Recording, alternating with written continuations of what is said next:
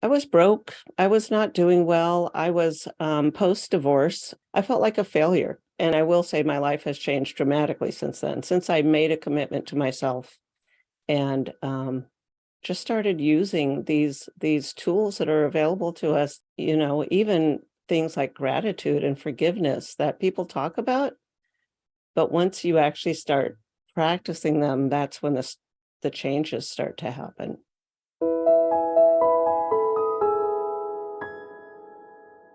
Welcome to Linda's Corner. My name is Linda Bjork, and today we're going to be talking about the power of connections. I'm delighted to welcome Reverend Karen Cleveland. Karen is a minister, spiritual director, mindset coach, and professional animal communicator. You can learn more about Karen at her website, revkarencleveland.com, and I'll include a link in the show notes. Welcome, Karen. I'm so glad that you could join with me today. Thank you so much, Linda. It's such a joy to be here. You. And I'm delighted to be talking about connections and how much that matters. But if it's okay, I would love to start with your personal transformation story. Sure, absolutely. And sometimes I don't know how far back to go because you know that when we look back on it, it feels like it started a long time ago. But I'll just go back a little ways, less than 10 years ago, probably. I was broke. I was not doing well. I was post-divorce and I had two kids, adult kids. And I I didn't like my job. I was beginning to take classes, spiritual classes, doing some animal communication, but I just wasn't happy and I wasn't getting ahead. And then my adult son got sick and had to come home and live with me. And the thing is, I was living in a really small house. I felt like a failure as a mother because I didn't think I had a very nurturing environment for him. And I couldn't go out and buy all these great amenities for him to get him through his treatment. And by the way, he's fine now. But so at that point, I felt like the lowest I think I've ever felt in my life because I didn't think I could help him adequately, let alone I felt like life was happening to me and I was very unhappy. So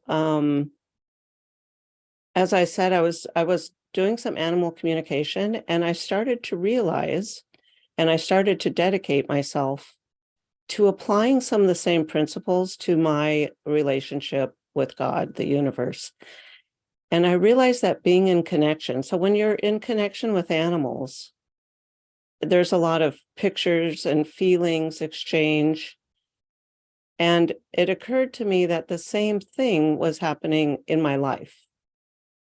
So, I might have been, for example, wanting a certain result, but deep down I wasn't expecting it. And that's just how our cat or our dog is too. We might want them to behave, but deep down we kind of know they're going to misbehave because we expect it from them. And they know that, and we know that. So I really began to get clear on this whole feeling of connectedness with everything, not just animals, but with everything around me. And understanding to apply different principles to my life, mindset work and some other things to help affect a change. And I will say my life has changed dramatically since then, since I made a commitment to myself and just started using these tools that are available to us, these principles that, even things like gratitude and forgiveness that people talk about. But once you actually start practicing them, that's when the changes start to happen. I believe I agree with that completely, that the change comes from a combination of learning and doing. We Mhm. have to apply the information. Now, you have gone a route a little different than anything that I personally have heard before, and that is as an animal communicator. Would you expound on that a little? I'm actually not familiar with what that means. Okay. Sorry about that. Yeah. So I let me tell you how that started. It's when my kids were young and I was living with my daughter, or they were living with me. And I would tell the kids what the dog wanted, the dog wants to go outside, the dog wants water, the dog wants to be fed, whatever. And one day my daughter stopped me and she said, "Mom, how do you know what the dog wants?" And I was like, "Oh, how do you not know what the dog wants?" And so I thought, that's interesting. And then there were other things, and I thought, is it possible to talk to animals? So I took some classes, and I would say most of us do. We just don't know it. Or we at least have the potential to, but our minds are so busy and we're not trained. It's not a skill that we're trained in. So people don't know that you're getting ideas from your pets that that they're not your bright idea. Like the dog might be telling you, "Let's go for a walk, let's go for a walk." And then you finally decide, "Oh, let's go for a walk." And it's really the dog trying to tell you something. But it's just the same as, with the divine sending us messages all the time that we don't listen to because we don't know to listen, or we just think we're making things up. So being an animal communicator means I intentionally sit down and say, "You're a client, talk with you about your cat or dog, and connect with the animal, focus on the animal to see what, if there's a behavior problem or an illness problem or something like that." So just being in that connection really, people are a little surprised when I say this, but I think it's a complete reflection of the relationship we have with the divine. That is So interesting. So we have a little bit of a Dr. Dolittle situation where yeah, you're able to understand and communicate. And it sounds like you're not just paying attention to like body language and cues, but right. you're actually trying to, I don't know, a nonverbal communication that is that you're able to pick up maybe on those vibrations or on that messaging that Yeah. is not verbal. And interesting, when you gain that skill set through that training, then you're probably able to, as you mentioned, take that same information and then apply it to other circumstances where a nonverbal communication would be with the divine, being Hmm. able to recognize those messages, which people often express as intuition. I got an idea, this thought came Yeah. into my mind. And Yeah. you're suggesting that the animals are doing a similar thing, I assume on a much smaller scale, but Right. but the training and the practicing and the paying attention, you're able to pick up on that. So can you do that with people as well? I mean, I imagine the skill set is the same. I've so there's it Sounds probably. like a complicated answer. Yes and no. People mask more than dogs do, Yeah. right? Well, so to be honest, I have been in communication with non-communicative adults. So people that can't speak for whatever reason. I've never tried or intended with a speaking person, that I'm sure it's possible. It does take both sides, though. It's not like I can come up to you and start having a conversation without your agreement to it. Okay. Okay. Yeah. Absolutely. So, but it's how animals communicate, and yeah, at the core level, we're animals. So dogs, if you have two dogs, two cats, or two horses out there, they do communicate both physically, and sometimes they make noises, but the noises aren't necessarily a conversation. Unless it's in anger or something like that, and they are intentionally telling you to get away, telling the other horse to get away. But they do communicate different things through the energy, basically. And so it is the same that we have the same ability. So some people of a certain age might remember when telephones would ring and we had no caller ID. We didn't know who was calling, and we would know who it was. telephone telepathy, they call that. They used to call it a long time ago. And it's a matter of our energy being focused on a particular person. And even right now, sometimes, and they seem like little coincidences, but right now I'll start thinking of someone and then I'll get a text from them. And I don't think we usually pay attention to that kind of stuff, or we just think it's weird. It's like, oh, that's weird. I was just thinking of you. How many times do you run into someone or you hear from them on the phone? It's like, I was just thinking of you last week, or we were just talking about you.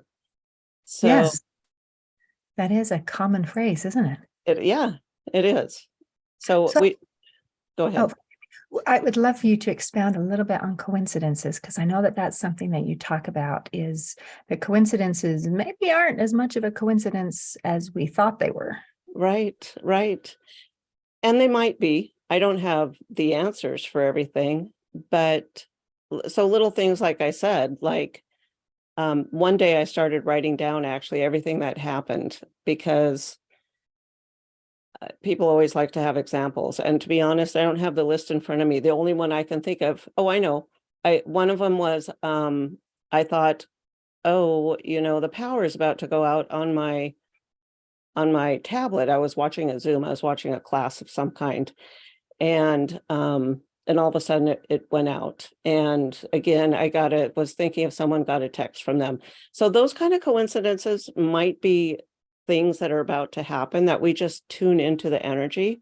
Granted, I have been trained to tune into energy a little bit more, but even sometimes things that we are totally unexpected. We run into someone, like if we're on vacation and we run into a friend from, our childhood or from our hometown in the most unexpected places. I think there may or may not be something behind it, but if we look at it and see if there's patterns, if it's the first time, maybe not.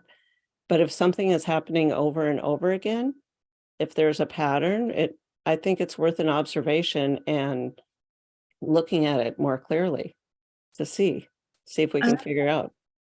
So if it happens once, coincidence is a coincidence. Yeah. But if it continues to happen, and that reminds me of a conversation as we talk about patterns and coincidences, things that happen in our life where sometimes we may be very unconsciously part to blame.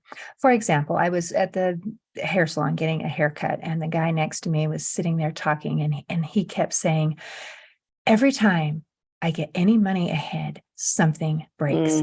Every single time. Yeah. And as I was listening to him, I thought, I am sure that what you're saying is true, but that doesn't happen to everyone. Right.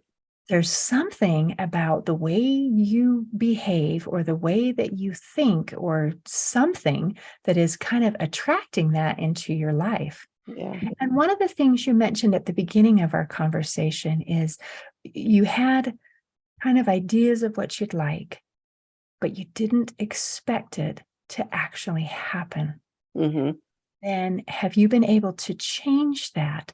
Because one of the things that you talk about, and I wrote down here, is called the wealth within, aligning your mind, body, and soul for financial abundance. Mm-hmm. So you've been able to change that so that your financial situation and your work situation and your health situation have been able to improve by changing your expectations. Yeah. And it might not be that easy. I mean, it's not hard, but it takes work. It takes time and dedication, I guess I would say. So, but absolutely, I've had significant life changes in the past 10 years since I've started applying these things. So, I mean, like in reference to the gentleman at the hair salon, for whatever reason, we were told, we watched TV, it happened in school or church, but we develop a story in our head that we believe is true about us. And if my story is that I believe I don't have enough money every month, then when I think I'm going to get ahead, so I will do something so I don't have enough money. And the thing is, our brain the thought patterns like existing thought patterns. The brain likes to save energy, so it's going to go to the default thought pattern just, arbitrarily. That's where it's going to go. And if that's the default thought pattern, it's like, okay, I don't have enough money, so I better go spend it. But if we intentionally try to make a change to our thought patterns, then it can develop something new. But it takes, we have to intentionally try to do it. It doesn't usually just happen accidentally that all of a sudden I put, $500 away every month for savings or whatever it might be. So because our brain is trying to keep us safe and conserve energy, we do need to work against it a little bit. Right. And And yeah, not just follow the default, but yeah, okay, I choose to be intentional. And along that message with getting the, I don't have enough money, I have a friend who put it this way. He said, whatever message you send out into the universe will say, this is true. yeah, Here's more evidence to support that. And I liked that. I thought, so if I put out this message and this idea that I never have enough money, then the universe says, this is true. Here's some more evidence to right, support that. right. And if we say, you know what? I have sufficient for my needs. In fact, I can even have some of my wants. And then the universe will say, this is true. Here's some more evidence to support that. So it matters that we are a little more deliberate with our thought process, because just going back to the default setting for most of us, not that great. Yeah, no, that's true. Not that great. And it takes, we need to intentionally look at it. If we want to change, if we want something new, we have to do something new. Otherwise, we'll just stay the same. For some people, that's fine, apparently, but it's not fine for everyone. So looking at, our thoughts are a big part of what we do, why we do it. And I believe it takes courage to change, because we want things better, but we also want to stay the same. Yeah, it's uncomfortable, isn't it? Yes. Yeah, it really is uncomfortable. We have to face some fears sometimes and go through the fear to have a little bit of growth on the other side. Yes, absolutely. And that can be quite a challenge for some of us, if not all, Yeah, to be able to have the courage to say, no, I'm going to do something different, and I am going to expect a different result, which is absolutely lovely. yeah, it is. And even when it's good for us and the family, it changes the dynamic. And so people are like, what are you doing? Don't do that. I liked the old you. Don't change. That happens a lot, that all of a sudden relationship dynamics start changing. It's not the intention to do that, but if we're growing, we change. That something changes somewhere along the way. Absolutely. And that's an excellent observation, that it doesn't only affect us. And Mhm. that can be for good or for ill. I used to know and understand that if you're sick, that spreads, but I didn't know that when you improve, that can spread as well. Because like you mentioned, when we have a relationship, there is a dynamic. There is almost like a dance, where if I Mhm. step this way and you step that way, and if I don't move in the way that you're expecting me to move, you're going to have to change your steps too, or else Yeah, we're going to bump into each other. So that can create good things, or it can create some bumping into each other. exactly. Exactly. Sometimes the others want to learn our new dance moves and sometimes they don't. So, And they get to choose. yep, that's right. Then there's a choice. That's hard sometimes. Yes, that can absolutely be hard. Now, I was wondering if you could talk a little bit about self-limiting beliefs, because that's Mhm. one of the things that you help people to overcome. So, can you give maybe some examples of what my limiting beliefs might be and how I could overcome them? Oh, absolutely. One of the biggest ones, and I'll use personal examples. Um, I always felt like I had to work hard for my money, and I know that's a very common belief among the Americans. And our self-limiting beliefs were probably valid and true at one time, wherever they started generations ago, immigrants or some people probably did have to work hard for their money. This day and age, I think things change a little bit, but it's interesting because these beliefs that we have, and I call them stories or lies that we tell ourselves, they can change too. So when I started doing some work, and I'll tell you what I did in a minute, but when I started changing this belief system about having to work hard, I found I started getting jobs that were easier and I got more money. And I thought, this is great. I'm working so much easier and I'm making so much more money. I guess the easier the job is, the more money I make, which, it wasn't quite like that.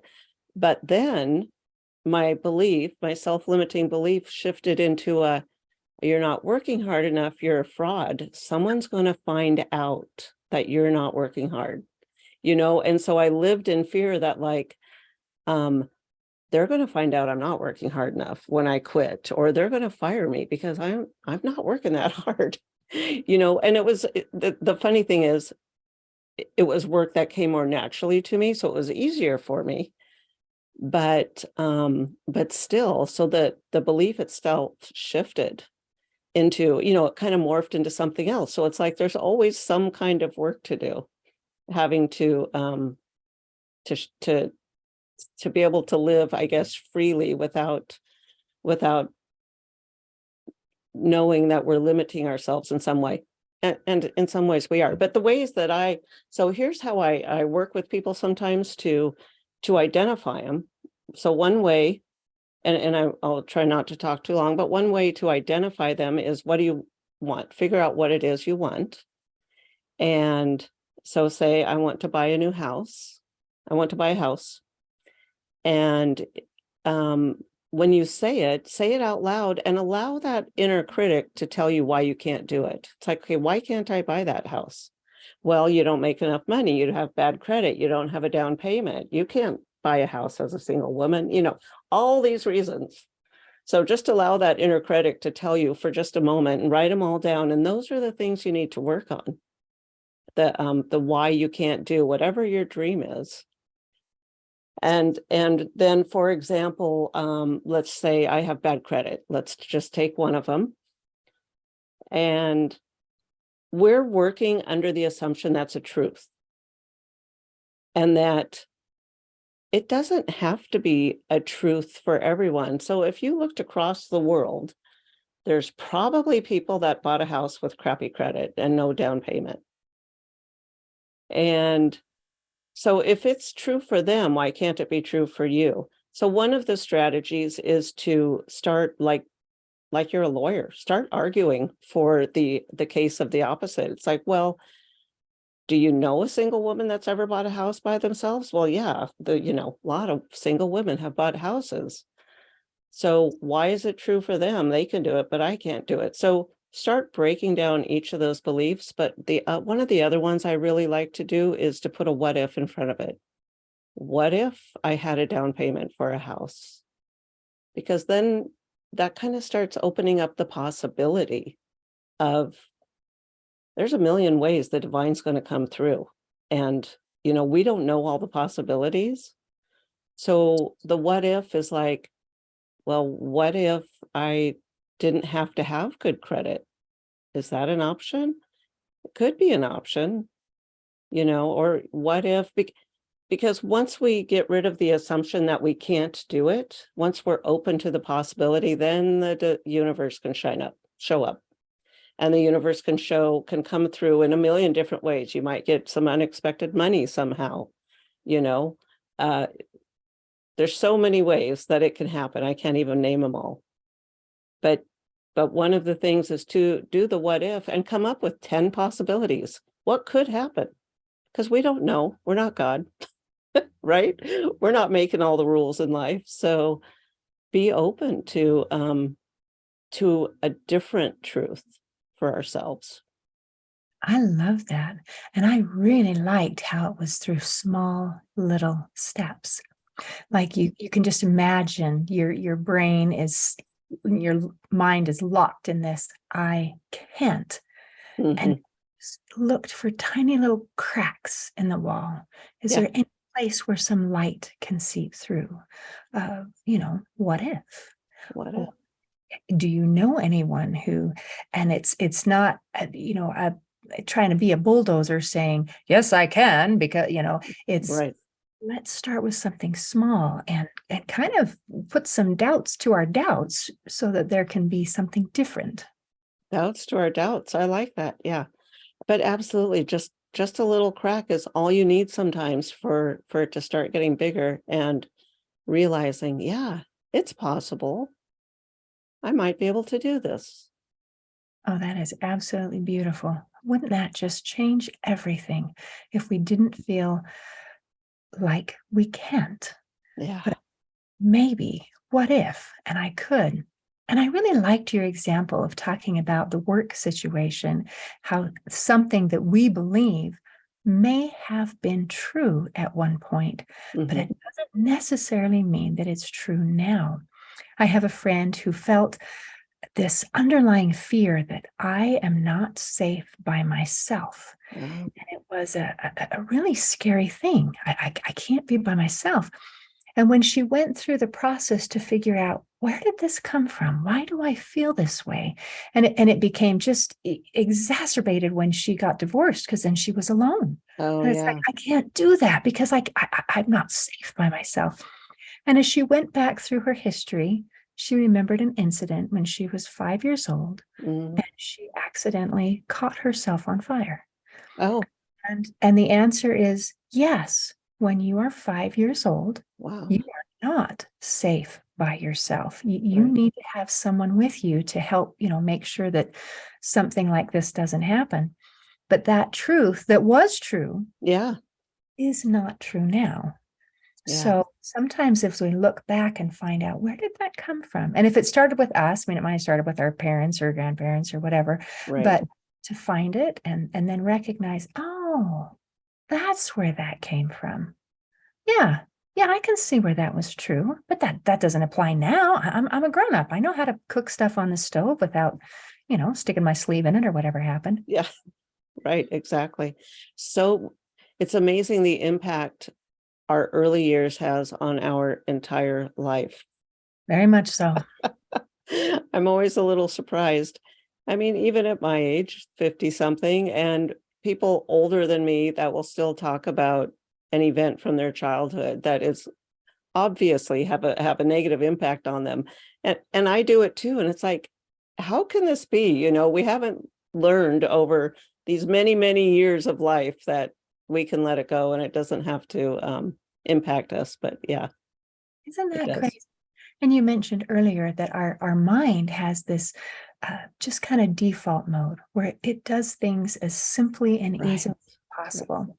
So if I decided when I'm 5 years old, I am not safe by myself, and then I didn't make the effort to change that belief, that's the simplest go to, Yeah. or whatever that belief might be. And Yeah. so I think it's a really good idea to every once in a while pay a little bit of attention to what our beliefs are, because it Absolutely. comes so naturally. We don't even think about it. It just feels like Exactly. truth. Right. We think it's the truth of us. We think it's the truth of the world. And yeah, not necessarily. Not necessarily. Isn't that Yeah. crazy? But what a delightful conversation. Is there anything else that you want to make sure that we cover before we close today? Wow.